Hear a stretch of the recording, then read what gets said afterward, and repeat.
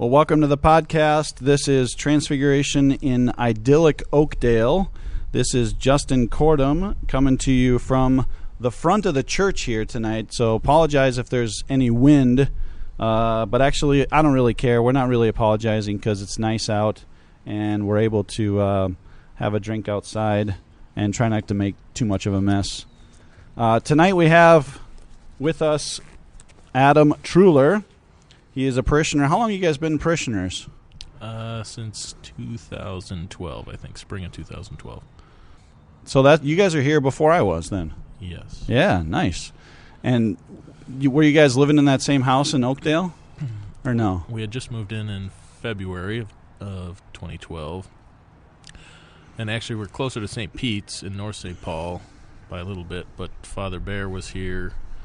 And I went to St. Thomas and went to the Last Chance Mass with Father Bear at the St. John Vianney Seminary. So we kind of followed him here when he came to Transfiguration. Great segue. So is that how you got connected with Transfiguration? Or because I'll be honest, I grew up on the west side of the cities, and I knew nothing about any of these parishes. So when I heard Father Bear was going to a place called Transfiguration in Oakdale, not only did I not know Transfiguration existed, I didn't know what where Oakdale was.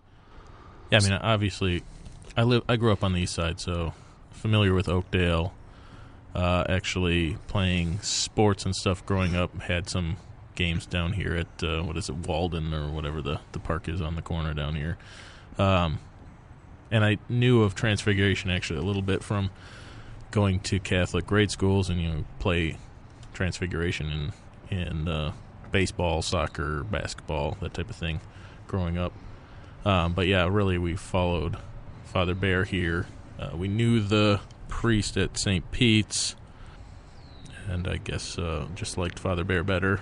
He had real fiery homilies that I think catered well to a younger crowd, so followed him here. And sad when he passed away, but we're lucky to have another good pastor here in Father John Paul Erickson. So we are blessed. So you went to St. Thomas, and we have talked about this a number of times, but I don't think we've ever decided if we ever saw each other at the infamous bins. I mean, I would be hard pressed to believe that we didn't see each other because I ate there 3 days a week at lunchtime. So paint the picture of Adam Truhler, junior and senior year at the University of St. Thomas, going to the bins for what? The sandwich lady. The sandwich lady. Because why? She stacked it on. I literally got every single meat on my sandwich every single day, and she never batted an eye. So did she originate the gargantuan from Jimmy John's? Probably. But yeah, it's hard to beat the sandwich lady. Lots of delicious meat, tons of breads. I don't know if you remember, but she had like 1 million different spread options, and they were all delicious.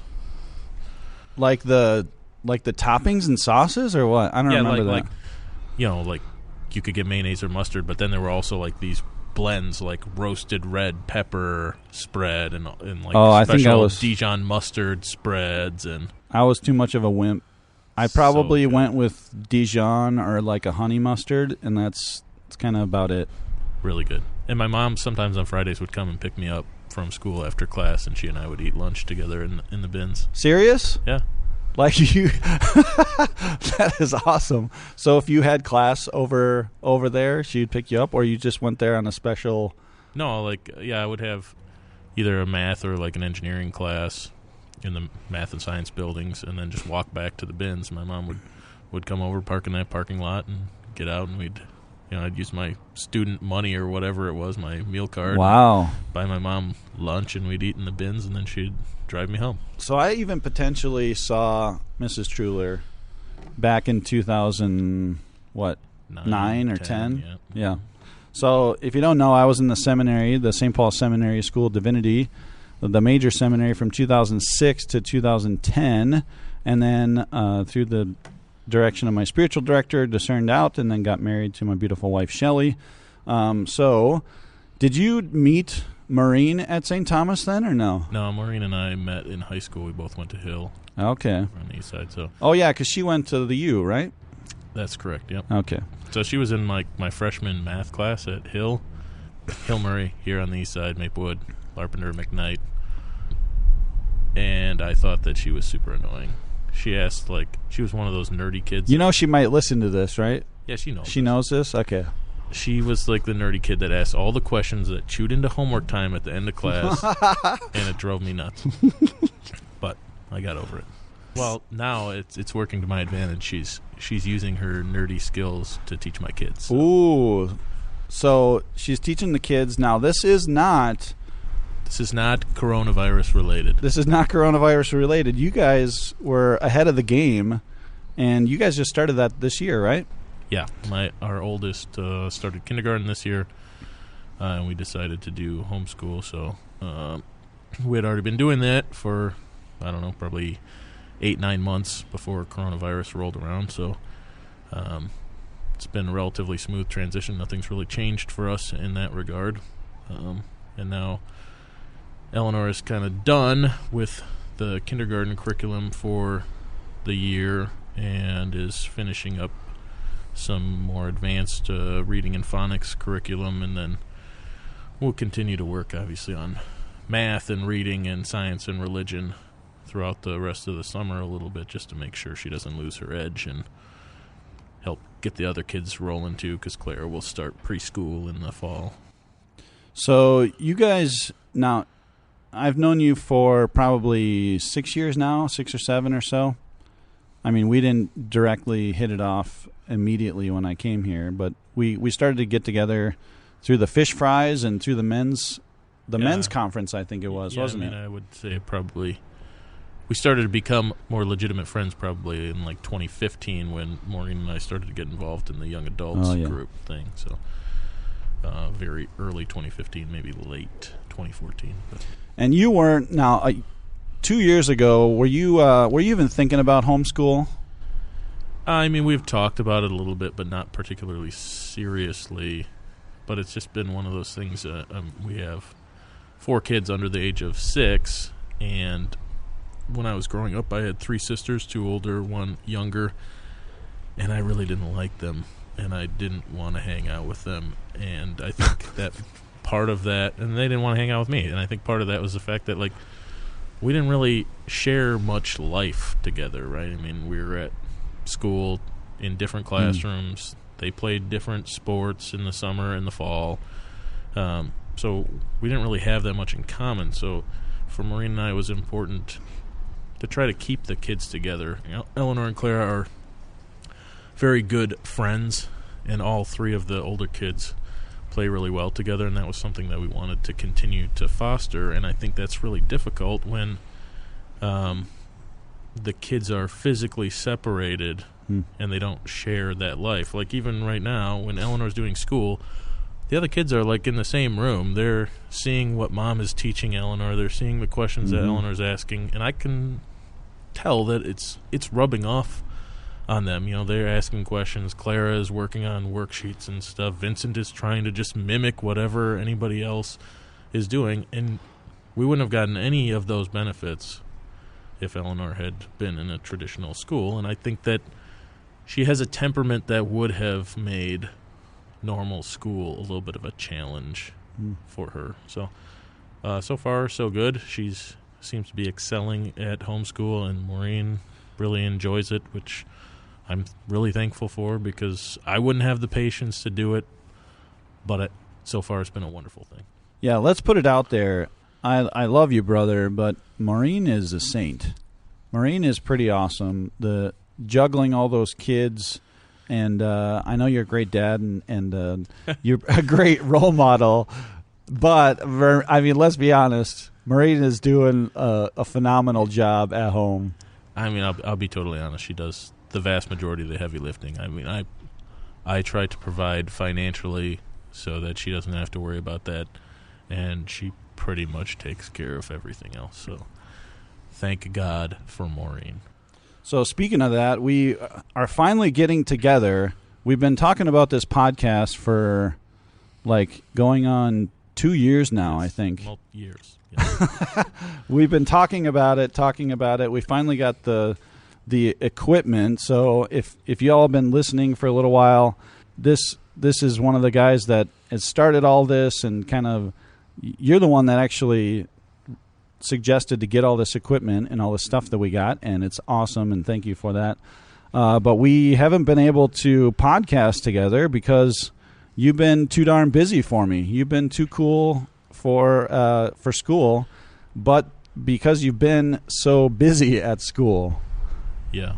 And first, I think we ought to give a big shout-out to Shane Hall and his family for donating the mixer that we're using to record the podcast. And it's really cool to see this finally start to come together after so many years of talking about it. You know, everybody talks about it and has great ideas, but to actually see one come to fruition is pretty cool. Talk is cheap, and fortunately, unfortunately, however you want to look at it, the coronavirus gave us the reason to actually start making this happen. We did get all the equipment about, was it like 3 weeks before all this started? So we were kind of ready for it, and we were planning on making it happen. But then, you know, obviously we haven't been able to sit down and get together. You've been studying, so tell us what you're studying. You're talking about providing for your family.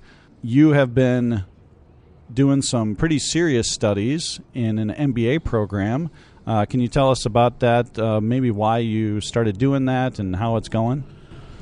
Yeah, so probably the main reason is I just want to make sure that I can continue to provide for my family, and I don't want my financial success or lack thereof to be any sort of a factor on how large our family is. So I wanted to make sure that I was giving myself as many opportunities for advancement and career success as possible, mostly, again, to enable us to have more kids if that's what God wants for us. But also, I've always hated school. I just don't like school. But I love learning, and I would say that I've had more fun in this MBA program than I've ever had learning in my life. And my background is in engineering, which is cool. You know, I love figuring out how things work. But it's much easier for me, I think, to apply and extrapolate the ideas that I'm learning in my MBA now that I'm actually working, right? Like, one of the disadvantages you have in grade school, high school, college is that you're always preparing for something in the future, something that you don't have any idea what it's going to look like. You don't have any context for understanding work life before you work. But now that I am working and going to school, like, I get to think about how the ideas that I've learned apply in the business that I'm in the next day or even the same night. You know, you're thinking about it while you're learning it. And for me, that's really fun. And I'm studying specifically marketing, which is totally different than anything I've ever done, but really interesting for me as an introvert, because so much of marketing is like the psychology of why people make the decisions that they make, which is really helpful for me as an introvert because it just helps me to understand people better so I can interact better with them, and I have a more holistic view of the world and how people besides myself work and make decisions. So you're the one, or you're working with the type of people that put those candy bars and the Cheetos at the exit because that's an impulse buy. Is that part of it? I mean, I love you and I hate you at the same time because it's convenient. But, man, those Cheetos, every time I check out, they're looking so good. Yeah, I mean, I think I have a lot more respect for people that do marketing now because it's very easy to kind of reduce what you see in stores and stuff down to like a soundbite type thing. You know, it's like, wow, look at those jerk marketing guys. You know, they did this because they know I can't resist it. But the interesting thing is that there's so much science and psychology behind how they figured out that they could get you to buy that thing if they just presented it in this way. If I didn't have such a weak will and, then I'd probably be okay. But I can't. And I think it too, as a guy who prides himself on being reasonable and maybe maybe I probably think that I'm more reasonable than I actually am, but learning about how people make decisions versus how they think they make decisions. Like, for example, a number of years ago, I don't have any recollection of this. Maybe you do, Justin, because you're old, but Thanks, bro. Coke released New Coke, and it was like a total failure. But the interesting thing is... Wait. New Coke? Yeah, New Coke. They called it New Coke? Yes, they called it New Coke. Wow. I don't remember that. I guess I'm not that old. So when they released New Coke, kind of the cola sales hierarchy was Coke, Pepsi, and then way down at the bottom was New Coke. But when they did blind tests on the taste, New Coke was vastly superior. Then Pepsi was number 2, and regular Coke was way down below in terms of taste. So that's just kind of an interesting thing about how people think that they're making decisions based on reason, but they're really not. I mean, they're making it based on some other mental construct that they have that's informing their decision. The Matrix is like trickling down the walls right now. I don't know what's reality and what's not. So they created this New Coke. Now, I have a little bit of background in this, in that I worked for a company that had to make these types of decisions as well when I worked for General Mills. However, I was a scientist at General Mills. I only saw it 10 parts removed when the engineers and the scientists would work together and create a product, and we thought the product was pretty sweet, and you do all these tests and whatnot, and then it doesn't even show up on the shelves for a variety of reasons. Is that something similar? Sure, it could be, except they actually released New Coke. Like, it actually went into sales, and then, like I said, the people in blind tastings preferred New Coke to both Coke and Pepsi, but the sales of it were just abysmal. Did they do any commercials with, like, showing the blind taste tests? Like, hey, you actually wake up, people, you prefer this product better than the other one. Or would that put their other brand down? I don't know about that, but I think that you probably would have found that people would have rebelled even against that because they don't like to be told that you know what they like more than they know what they like. If this was a live broadcast that we'd show video, you could see my brains oozing out of my ears. This is just like revolutionary to me. Tell me, is there any other things that are going to make my brain explode that you've liked this last year or so? Another concept that we learned about in my pricing strategy class, which is probably the most interesting class that I've taken at the U, was this concept called mental accounting. And it can apply to any number of different things, like time or money are probably the two most prevalent ones. But let's say that I'm going to buy a smoker, which I did, right? So the smoker cost X number of dollars, and you get to a point where you're like, yeah, okay, I'm sold on the smoker, right? I'm going to go buy the smoker. So you go online, you buy the smoker. It's several $100s. You get to check out, and there's like an additional $80 in shipping charges, right? And in your mind, you have two separate accounts for that. You're like, yeah, okay, that's like a shipping charge. I see that as separate from the smoker charge, so I'm okay paying it. And tax. Right. And to some extent, I think that that's changing because of things like Amazon Prime, where now we're expecting shipping to be free and expedient. But we have these different accounts that we withdraw money from in our minds to basically justify different purchasing decisions that we make. So, like, let's say I go to Switzerland and I give a talk, right? And I know that the price of goods and stuff, I make $200 off this talk, let's say. And I know, I go out and I'm like, holy smokes, stuff in Switzerland is super expensive. But I don't care because now I have this $200 credit in my Switzerland account from this talk that I gave. So I'm going to spend more money than I would have because I don't see it as part of this total sum of all the money that Adam has. I see it as I've got $200 now in my Switzerland account, plus whatever I was going to spend on my trip to Switzerland. And people do that all the time. And I think if you start to pay attention when you go to the store, you're going to see that, right? You're like, oh, well, I was willing to pay $5 for this piece of meat, but it's on sale, so now I'll buy 2 of them. It's the same account, right? It's 2 for $5 today, Yeah, man. right. Huh. You're not taking something from a different account. You're just maximizing that one account. So maybe this is 2 questions. How can some of this stuff, so as a Catholic going through this program, do you look at these things differently, or do you kind of come in with a different perspective, or do you look at things differently than some of your classmates? And then maybe you can answer either of these in whatever order you want, or just dismiss them and throw them out, and we'll just delete this whole section. And then also, have you thought about like how churches can market themselves better in order to, I don't know, increase? I don't know. It's so hard to quantify like church stuff, because most of it we don't see. When someone has a conversion, they might not even go to our church anymore, and they might not tell us about it. We might not see any money. They might still be coming. They might still have the same facial expressions every time they come.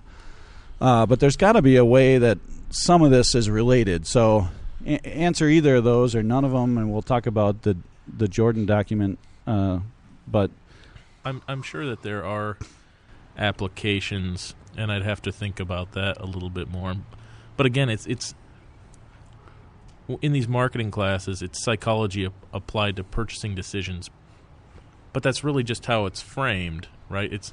You get taught the base psychology, and then you get taught how to apply it to try to get somebody to buy the thing that you want them to buy. Uh-huh. But that base psychology could be used in any different type of realm. I mean, we've talked about a number of things for, trying to increase the charitable revenue of Smoker Poker, or that we bring in through fish fries and stuff like that. But I would bet that you're right. If we gave it some thought, there would be some application to how to get people to engage more in church, or volunteer more, or even maybe even increase the fervor of people's belief in what we're teaching at Mass. But yeah, I don't have any specific thoughts on that. And I think I probably approach school similarly to most other people, with maybe the exception that I'm always kind of in the back of my mind trying to guard myself a little bit from, I guess, maximizing the utility at the expense of all else, right? And don't get me wrong, I'm all about making money for any number of reasons, not least of which because I like what I can do with that money, and I like the benefits that I can provide my family, hopefully my parish, my friends, stuff like that. But I think that there is a limit, and there's a tempering of that knowledge that's required in order for it to be used to achieve good ends, right? Like, you can definitely misuse a lot of this information and basically treat people like they're not people, like they're just numbers or machines that are there to dispense their cash to you. And so I think most people are pretty sensitive, I think, to that topic right now. It seems to be kind of part of the zeitgeist right now, is like people are people, which is good. But I think that there's still, especially in business schools, can be this slant towards really using what you learn to its maximum, like, capitalist benefit. And I think that obviously can be a bad thing. Yeah, are there times where you have to, like, take a step back and realize that these numbers are like humans, and that potentially, tricking them or manipulating them in a way that benefits you actually doesn't benefit them? Yeah, and I would say that one of the great things about my experience at Carlson, at least, is that they really expect you to do a lot of the heavy lifting in terms of the learning and the application of the material. So they're not really giving you the answers in terms of, if you go out and you do this in this situation, you're going to extract all of these people's dollars from their pocket, right? Like, it's not like that. It's mostly just teaching you concepts, and then they expect you to be able to take that concept, whether it's in analyzing a case study, writing a paper, completing an exam, or just in your work life. They expect you to be able to take those concepts and apply them and utilize them in the real world. I think Father's barn swallow that has left his rectory has now made a nest somewhere here at the church. If you can hear that, we are not dubbing in bird noises. That is legit bird noises here. I think it's funny. Sometimes when I meet new people and they ask me what I do, and they're not particularly religious people, sometimes I will tell them I am in sales for a controversial product that people don't think they need, but everyone does. And sometimes they think I sell some, illicit things. However, and then I jokingly tell them I work for a church, and sometimes I also feel like the sham wow guy, like, hey, or like some type of infomercial guy, like, hey, is your life in shambles? Have you been falling over and you don't know how to make salads? Well, I have the perfect salad maker for you, and I have the perfect solution to your problems. When in reality, that's not the gospel. That's not what Jesus really did. And in some cases, especially people working at churches, sometimes I see the two polar opposites. Some people care way too much about the money and the butts in the seats, and some people care absolutely not at all about the money or at all about the butts in the seats. Is there something from your classes that, or even just your Catholic understanding that can apply to some of this? I think it's interesting that you bring up that you talk about being the ShamWow guy or something, and I think that to some extent, people that aren't Catholic or maybe even aren't Christian, religious in general, have this viewpoint of religious people, particularly, priests, reverends, rabbis, whatever, that they're like a used car salesman, right? Or that they're like a door-to-door salesman. Just leave me alone. And that's interesting because my perspective from being more on the inside is not that at all. But one of the things that we learn in our business classes is the importance of really getting out and knowing your customers, right? And that's an example of that, right? Like, I wouldn't even address that problem because in my mind that's not a problem. That's not how I see priests. That's not how I see you or the other folks that work at church. So I wouldn't even know that that's a problem that the people that we're trying to evangelize to or draw into the church really see. So again, getting to know them and understand why they feel the way that they do about the church, or why they think the way that they do, and just trying to understand, not really, in the first step, not really trying to fix it, just really trying to learn everything about those people and why they think the way that they do, so you can present yourself to them differently, right? Because, like, at the end of the day, you're selling a product. Yeah, kind of, yeah. And you need to understand what their perceptions of the product are so that you can work with those perceptions to sell it to them instead of against them. And I think so many times, especially with religion, we just like try to hammer it home, literally. They're like, hey man, you need this. Hey man, you need this. Hey man, you need this. Hey man, the new Coke is better than the old Coke. And after a while, they just turn the dial down and zone you out, right? Like, so you really need to understand them and why they think the way that they do, whether maybe their parents had a bad experience, or maybe they've been raised through education or whatever it is that they don't need faith, right? But whatever it is, and I don't know what it is, but you have to get to know them so that you can meet them where they are, not where you are, right? Yeah. Or not where you think they are actually where they are. Yeah, that is one of the biggest no-nos that I've experienced, and I think people kind of coming into their own faith when they have a conversion moment that happens. You know, you have this conversion moment, and then you look around and you think, what's up with all these other people? How come they haven't got on this boat? And we forget way too quickly. 6 months ago, I was the person that thought this whole thing was a joke, you know. Right. I thought this was silly and whatnot. Yep, I would agree. And it's very easy, I think, even to fall back into that, right? Like, oftentimes I find myself forgetting, like, why do I believe that, right? Like, life gets hard sometimes, and it makes it hard to believe that there is a loving God sometimes. It doesn't make it any less true. But, like, I would say that I had a reversion, I don't know, maybe in 2016, where I really started to take my faith seriously again. But there's still times where you have to go back and reteach yourself what you fell in love with about the church and the truths that you learned, because whether you like it or not, the devil is always working to erode your faith.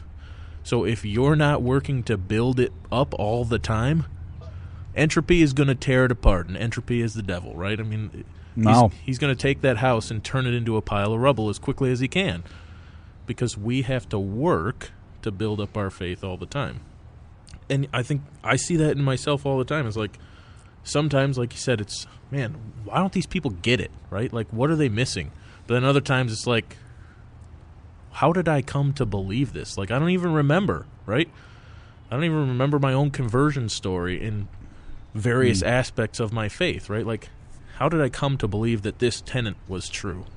Mm-hmm. You totally forget about it. So then how can you expect somebody else to make that journey when you can't even remember the steps in your own? Mm-hmm.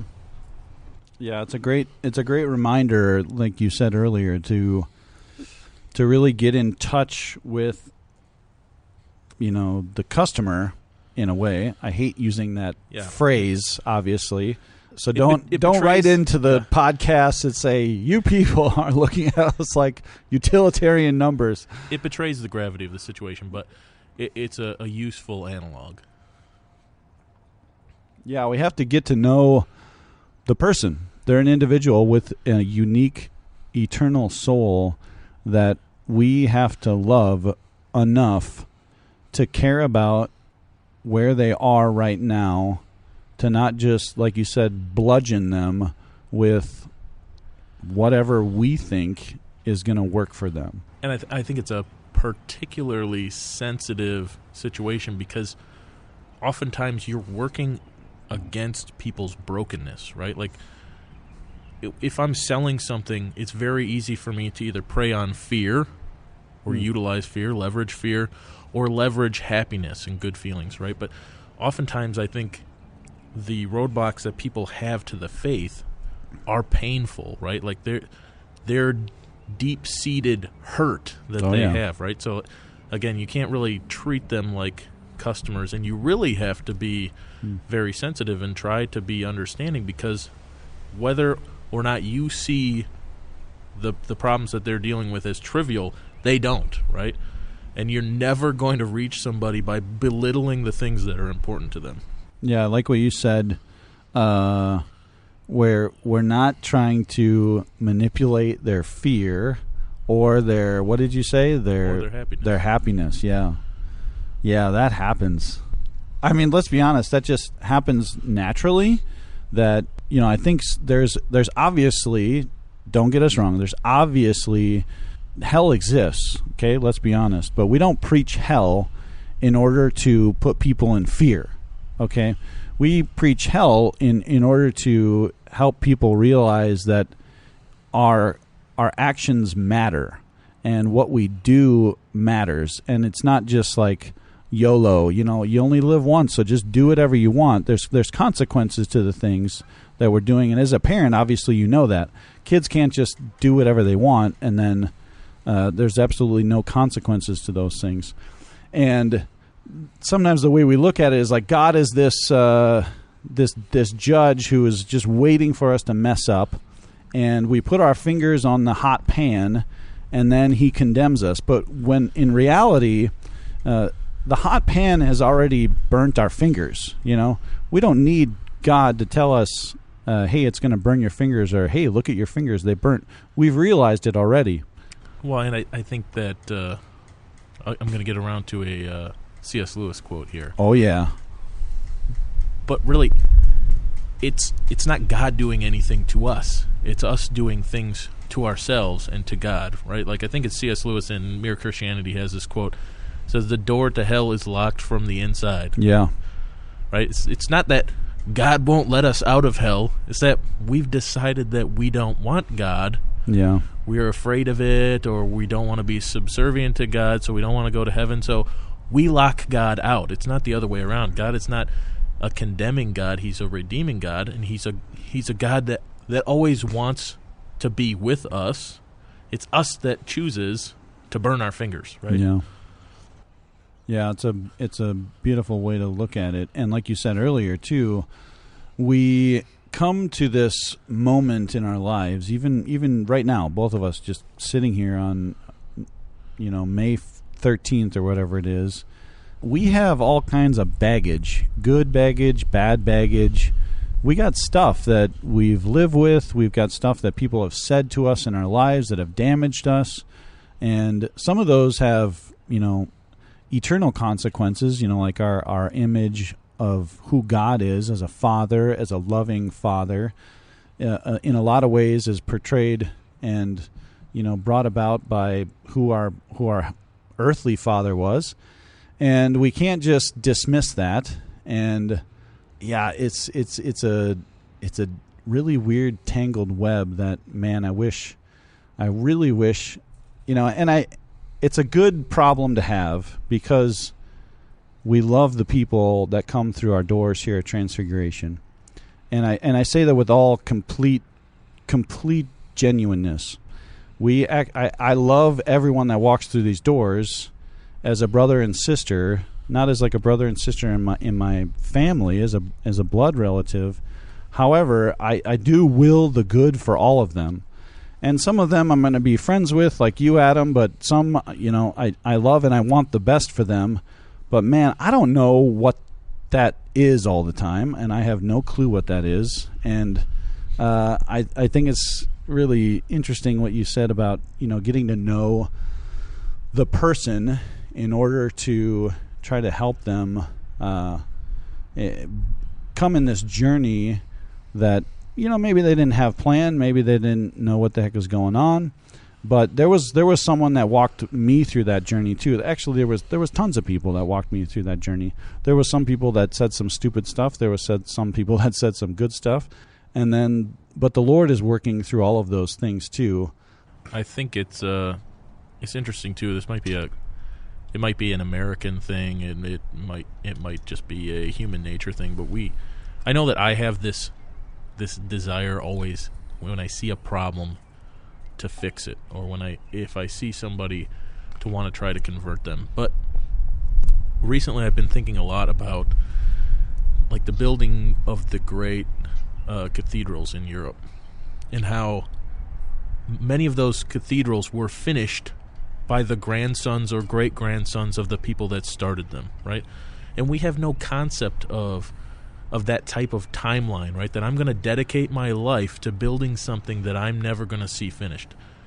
But that same thing might apply to these people that are coming in, right? Like maybe it was us that got them started on the journey, and they finish it at some other parish, and that's just fine, right? And we never see that, and that bothers us on some human level, that we don't see this thing from start to finish. But some of that, I think, is our own pride that we just need to let go of. As long as we're doing our part, right, and we're trying to do God's work, like, we have to trust in His providence also, that somebody else is going to pick up the torch, that God's not going to let it go out if this person really wants to find God, right? It just might not happen at our parish. Maybe we're just a step along the way, right? Like, and it's kind of bizarre to think about it, but like, what if What if Transfiguration is just the training wheels of parishes, right? Like, people come here to just start on their journey, and they learn how to ride the bike of faith somewhere else. All right, Billy, let's go. And we're just like pushing people. I love it. I'm fine with whatever the Lord has for us. No, there's a scripture that says, sometimes we're the sowers, sometimes we're the reapers, sometimes we're the gatherers, sometimes we have to pick out some of the weeds, but we have to be obedient to where the Lord has us. It's a beautiful reflection to just think about, where am I right now, and where is this person right now? As I don't know if Bishop Barron said it, or I don't remember who said it, maybe the Holy Spirit, but we have to be able to, when someone walks through the door, we have to be able to reverence where the Lord is working on them in their life, and realize, and you said it right, this is like, most of the time, this is a pride thing. We have what in the church is called a Jesus complex, where someone walks through the door and we're the one that's going to like solve their problem, and we're the one that's going to fix it all. And if there's a problem, I'll solve it, Right. And we're the one that's the answer to all their questions. But the Lord has been, to reverence that the Lord has been working long before I came, and he's going to be working long after I'm gone. So if I create a program that's all about me, that program is garbage, and it's going to die, and those people will probably be worse off because of it, because it's about me, and it's not about journeying with these people, and they're just gonna run away. Let's be honest. It's like we're trying to sell new Coke to these people, and they just don't care. They want the old school Coke. Yep, lots of people they default to what they've always done, right? And I see it in myself all the time, right? I have habits that I've been trying to get rid of for most of my life, at least my entire adult life. And you kind of beat them back for a while, but they never completely go away, right? I mean, maybe if I get lucky, God will remove some of them from me in their entirety, but they always kind of flare up. There's always triggers for them, right? And I think some of that is by design, right? It's a constant reminder of how fragile we are, and oftentimes how fragile our faith is, and that it needs to continually be nurtured. That's never done. And that kind of goes back to this whole thing, is like, what if this is a job that I'm not meant to finish? I mean, and we take that for granted so often now. We complain, like, how long does it take to finish a freaking bridge around here? Why does it take so long? They've been working on Rice Street and 694 for like 3 years. But you go back a couple hundred years, and these people were completely used to large building projects taking generations. And I think that there's a lot to be said for having that mindset, right? Like, can you imagine if the Vikings started building their stadium and we all knew that it wasn't going to be done for another 80 years? Holy cow. People would lose anarchy. People would lose their minds. But I think that it's worthwhile to take a little bit to reflect on that mindset, right? Like we have this instant gratification mindset in every aspect of our lives because we've been so privileged to live in a time where things happen basically immediately. Yeah. The spiritual life is not Amazon.com. Right. It is more like the what was the old school like mailing system? The Pony Express. Our spiritual life is more like the Pony Express than Amazon.com. And maybe, I mean, even right now, you order something on Amazon and it takes like a week and a half now. And sometimes I'm like, oh, come on, Amazon, seriously, you can't get this here in 2 days. I mean, I know some people are at home. I know some people are working from home. But seriously, don't you understand how hard it is for me working from my basement for the last 2 months? Get me my package, Amazon. I need those headphones. But it's true. I mean, we live in Amazon.com generation, and it's really, really, really hard to take a step back and realize that our spiritual life does not work that way. And most people, and St. Paul says this about the athlete. The athlete dedicates his whole life to one thing, one event, and sometimes it's here and gone in like 10 seconds. If you're Usain Bolt, it's under 10 seconds. And some things are 15 minutes, for goodness sakes, for like a 5K, for something really long, for something most people consider boring. And they dedicate their entire lives to that. It dictates when they go to sleep. It dictates what they eat. It dictates everything they do. But then the spiritual life, we're like, I prayed for like a month. I prayed all of Lent. And come on. I got to Easter and I'm not a saint. More often than not, it's more like, God, I prayed to you about this yesterday, and I'm still having this problem. Like, I lost my Kindle earlier this week, and I had no idea where it was. It's usually on my nightstand or in my nightstand. Tore the whole nightstand apart, tore Maureen's apart, looked all over the house, looked in both the cars, had my parents look at the cabin, they looked at their house, they looked in their cars. Couldn't find the thing. And I was just like, it's a stupid Kindle. But, like, it was just driving me nuts that I didn't know where it was. Like, my pride was getting the better of me. How do I not know where this thing is? And I started blaming my kids, where did you walk off with my Kindle to? I don't even know what you're talking about, Dad. And then it shows up, right? But, like, again, we want it now. And all this transpired over the course of, like, 2 days, right? So it was like I was out without my Kindle for 2 days and was losing my mind. At least you didn't go and order a brand new one after 2 days. I told my wife the quickest way to find it is to just order a new one, and then we'll find the old one. But and then you can cancel that order, and then you can just return it, no problems. Well, Adam, this has been a awesome time. We're kind of at our limit here. I don't want to go too long. People's attention spans are not super long. We're going on 50 minutes here. Last thing I want to do is if you got any shout-outs for the last couple minutes, one of the things we're trying to do on the podcast that Father and I continually forget to do is shout-outs for parishioners or friends or people in our lives that are making a difference. In particular, ways that they are being loving towards us, in particular ways that they're sacrificing for us, not only just for the church, but in our own lives, things that we're grateful for. So if you got any shout-outs, you can shout them out. I'll go first. I'll give you a minute at least to think about it. I didn't prep you here. So I would love to shout out all of our parishioners, but in particular some of the parishioners that have allowed us to do some of the things that we're doing right now. I don't know if you know this. You probably do know this, but I do not have a degree in photography or videography or IT or any of this stuff that we're currently doing. I have a master's degree in theology, and then I also have a degree in biochemistry, which is doing nothing for me right now other than maybe helping us create the best hand sanitizer on the east side here. But I want to shout out all the people that have helped us with the live stream and the podcast and all the things that we're doing right now, and especially my wife. So there's these things called thumbnails on YouTube videos, and you can create, what people would call clickbait. And YouTube kind of tracks these things by, people being able to look at them and then how fast people click on them.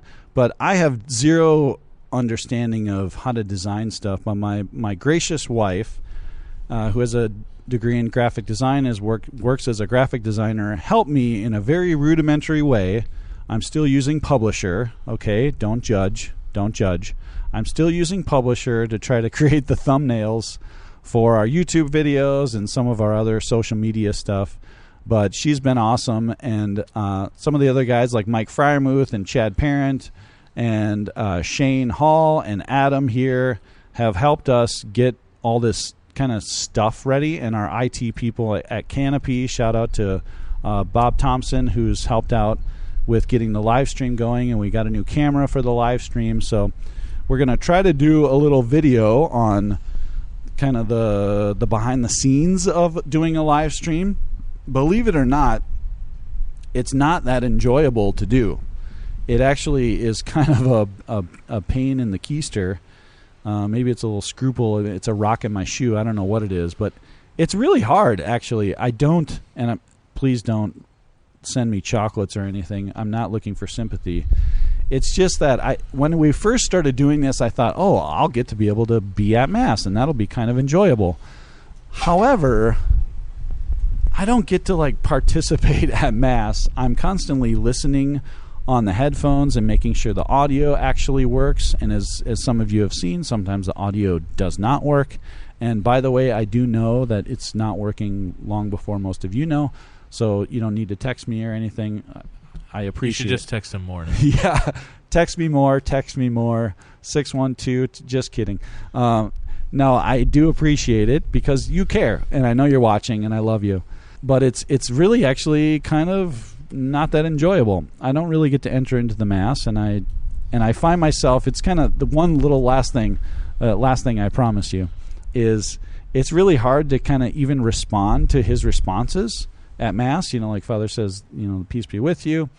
And I hear in a 7 or 9 second delay, peace be with you. And sometimes I catch myself saying, and with your spirit, when I hear him live, and sometimes I catch myself saying it when we're not live. Thank God no one can hear me either way.